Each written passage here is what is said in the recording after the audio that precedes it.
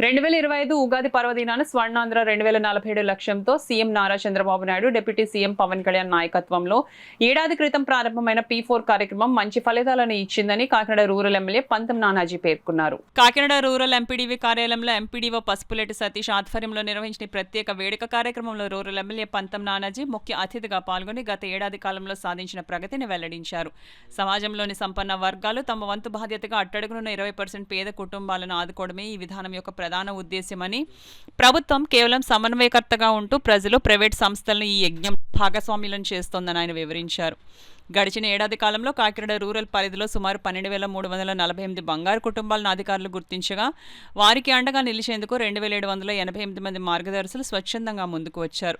ఇప్పటికే 7,518 కుటుంబాలను దాతలు దత్తత తీసుకుని వారి ఉన్నతికి తోడ్పాటును అందిస్తున్నారు.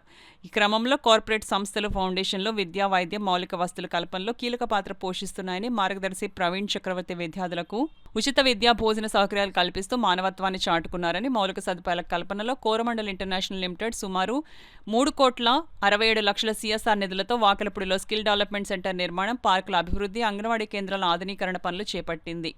అలాగే జెమినీ ఎడిబుల్ ఆయిల్ కంపెనీ 1,54,00,000తో సీసీ, డ్రెయిన్లు, తాగునీటి ఫిల్టర్ బెడ్ల ఏర్పాటుకు సహకరించింది.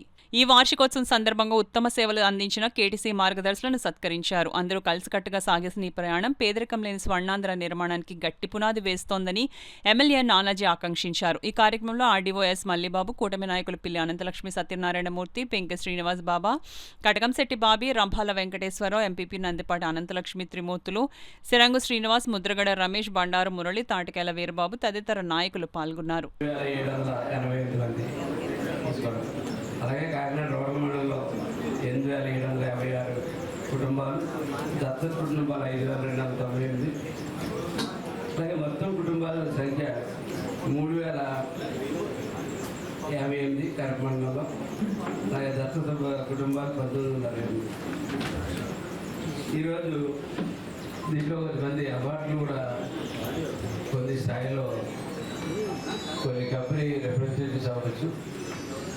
ఇతరత్ర ఈ ప్రోగ్రాం మీద శ్రద్ధ వహించిన వారందరూ కూడా ఇవాళ మన అందరూ కూడా సన్మానం చేసుకున్నటువంటి ఆలోచనతో మనం ముందుకు వెళ్తా ఉన్నాం.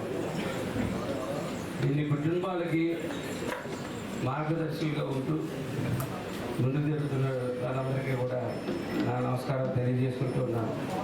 చాలామంది అనుకుంటారు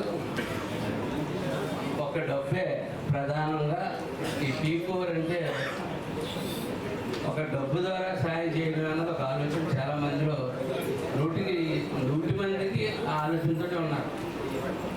కొంచెం మైండ్ సెట్ మార్చుకోవాలా. మన నాయకులందరి ఒక ఆలోచనని మీరు పూర్తిగా అర్థం చేసుకోవాలని చెప్పి నేను కోరుతా ఉన్నాను. కొంతమంది ప్రజాప్రతినిధుల ద్వారా కూడా సేకరించి కొన్ని కుటుంబాలను దత్తత తీసుకుని వాళ్ళందరినీ కూడా పైకి తీసుకురావాలనేది సదుద్దేశం.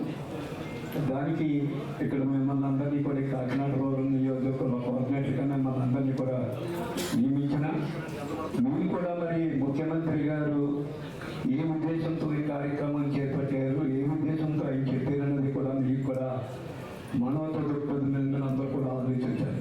ఎందుకంటే ఈ సంవత్సరం కాలంలో దీని మీద అనేక రకమైన విమర్శలు రావడం కూడా జరిగింది.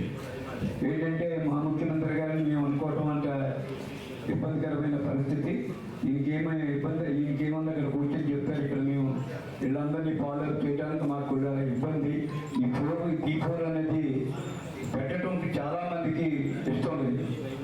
మరి బాబు కాలంలో దీని యొక్క మనం చేసిన కృషి వల్ల వచ్చిన సత్ఫలితాల వల్ల అప్పుడు ఈ రాష్ట్రం ప్రపంచ స్థాయిలో, ఈ దేశ స్థాయిలో ఉన్నతమైన స్థానం సంపాదిస్తుంది.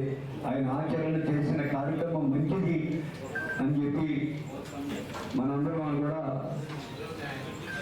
అనేక బంగారు కుటుంబాలను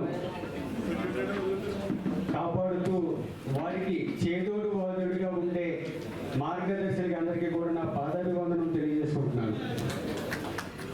ఎందుకంటే ఇది చిన్న విషయం కాదు. మానవతా దృక్పథం ఈ సనాతన ధర్మంలో మనకి ఎప్పుడు కూడా నరేంద్ర మోదీ గారు, అదేవిధంగా మన పవన్ కళ్యాణ్ గారు ఎప్పుడు మాట్లాడుతూ ఉంటారు.